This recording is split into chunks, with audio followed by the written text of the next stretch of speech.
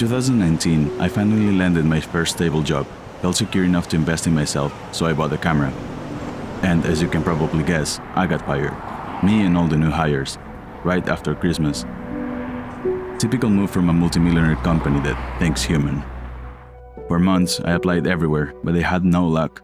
And very fast I found myself with 25 days to pay rent, empty savings, and a camera I still hadn't finished paying for. Marcos had been telling me to visit for years, but I was always too busy or too broke. Who would have thought the reason I kept putting it off would be the one thing I'd go solve there? Marcos came to Edinburgh in 2017 to study at Napier University. Back then, EU residents could study for free and live and work in the country without restrictions. In those last months, he had been working as a food delivery courier, and he was making good money. Way above the average Spanish salary for the hours he worked. On busy weeks, summing up the bonuses he'd get for delivering in bad weather, he could make up to £500, and that was already more than the money I'd need for rent. So I sketched the plan out with Marcos. He'd lend me his account, his bike. He'd loan me the money for the plane and bus tickets, and he'd give me a place to stay for the next 20 days so I could get a chance to escape my shit situation. He was basically my savior.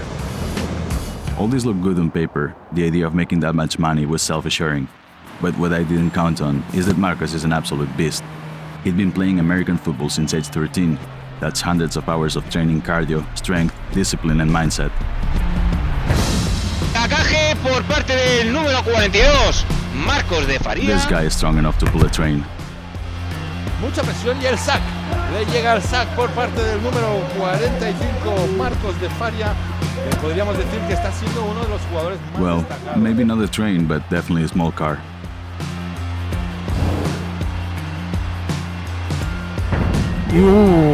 Tremendo golpe que le ha pegado número 90 Marcos de Farias. Me ha dolido a mí y todo, ¿eh? Pero bueno, oye, es fútbol, es lo que hay. He'd been biking around Edinburgh for years and knew pretty much all the streets, the bumps, the driving style, the inverted traffic lanes. He was even invited to the food delivery app's events. It made sense that Marcos could make that much money. He was pulling 4 orders an hour easily. I knew I wouldn't just show up and make it work. I needed to perform. And I'd need to make money not just for rent, but to cover my expenses while I was there, pay back what Marcos had lent me, and have enough for food once I go back to Barcelona. Before starting to work, there were some things we needed to take care of. And Marcos knew the right place for that. The bike station, one of the most wholesome businesses I've ever seen. Marcos' bike was fixed gear. I'd never ridden one of those before, and this wasn't my time to learn. But luckily, the bike had a flip-flop hub installed. He could switch from fixed gear to single speed by flipping the back wheel. In the bike station, they would lend you the space, the tools, and there you could find pretty much any piece you could be looking for, all that for close to no money. This was it. Everything was ready and I needed to be on my own. At the beginning, it was so weird. I was speaking another language, riding a thin single speed, in a country where traffic lanes are inverted, roads full of bumps, crazy unstable weather, all while trying not to spill food in that massive backpack.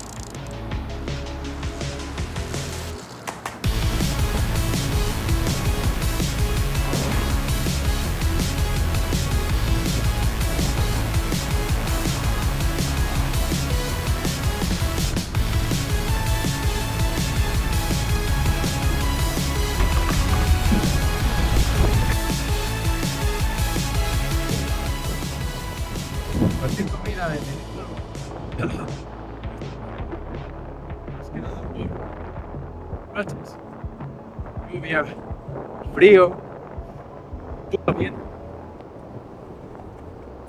Vamos, es un poco jodido. My days went like this. I'd work 2 shifts, midday rush and evening rush, always chasing the hours when people ordered the most. Most of the time I'd stay around the same area, the Meadows.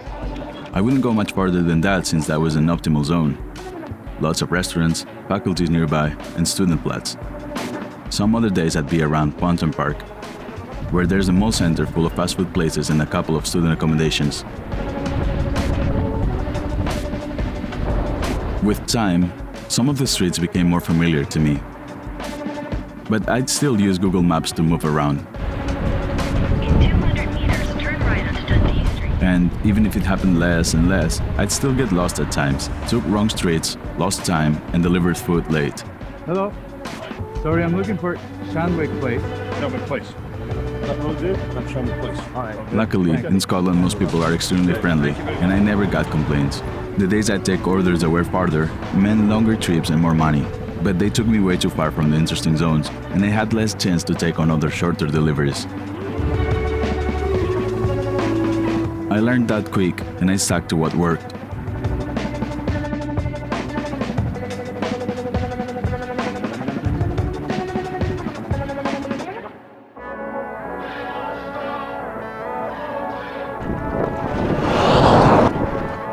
I'd always go home drenched, either in sweat or rain.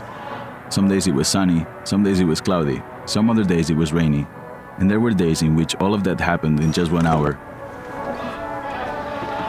By the way, that's Santi, Marcos's brother. He followed Marcos's steps to Eddie, but has a different story. He's also a beast. And a bike freak. Both of them work delivering food and they know the city like locals. Although they're some years apart, they had also played in the same team. At that time, they lived together in Playdale Place, what became my home base for those days. To get there, I had to cycle 20 minutes from the meadows, or more if I was around Panton Park. It was the outskirts of the city, a quiet, tranquil neighborhood. But when the day had been long, it was a little bit of a pain to get there. Days kept flying by, and before I could notice, I was already getting used to everything.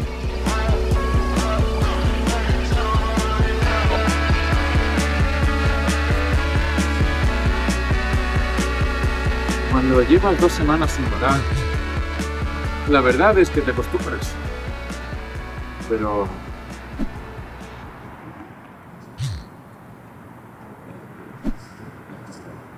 en mi caso, el punto de irritación es máximo. All of a sudden, 2 weeks had passed. This was being an awesome experience, but the pressure was real. I had only 5 days left to go back to Barcelona, and the truth is, I'd been disconnected from my goal. This was my first trip, and as focused as I tried to be, it became a mix of tourism and work. I was excited, happy to be in such a beautiful city, visiting my friend abroad for the first time, so much so that I hadn't been paying attention to the money I needed to raise. I was close to having enough for rent, but I still needed to pay the final installment on the camera and have money for food. I wasn't making enough, and I was running out of time. Just in the moment I was determined to address all that pressure, my world crumbled. I started feeling something weird about the bike. It just wasn't riding smooth.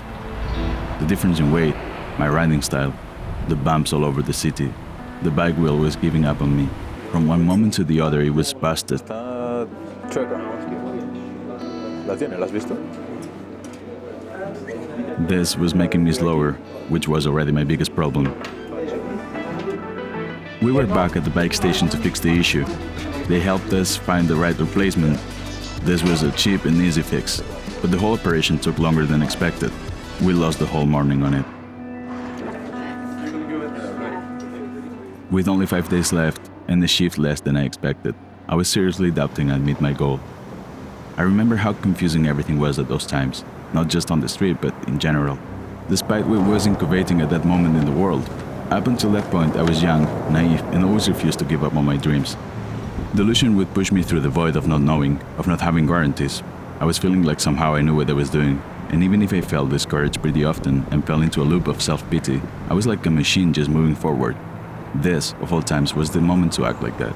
To move through fear and listen to the voice in my head that told me, despite what it seemed, I had this. At this point, the only thing I could do was pushing harder. So I did. I took orders from restaurants I'd already know the way to and pedaled as fast as I could. I'd also stayed longer than I had before in both morning and evening shifts. I was able to improve my times and I got to deliver 3 and sometimes 4 orders in an hour. I was making more money and then the heavens opened. I've never been happier to see rain. Less riders working and less people on the streets meant more orders, and the app was giving a bonus for delivering in bad weather. This was just perfect timing. I grinded and I ended up making more than I needed. With 2 days to spare, I had made it. I was relieved and I was set up for my next month. What came after that, I'll explain on another video. For now, I just wanted to enjoy the amazing city I had been speed running for the last 18 days. Have a good time with my friends and ignore what had been going on in the background. This is how I spent 20 days in Edinburgh, young, broke and delusional, the beginning of a long platonic love story with this beautiful place.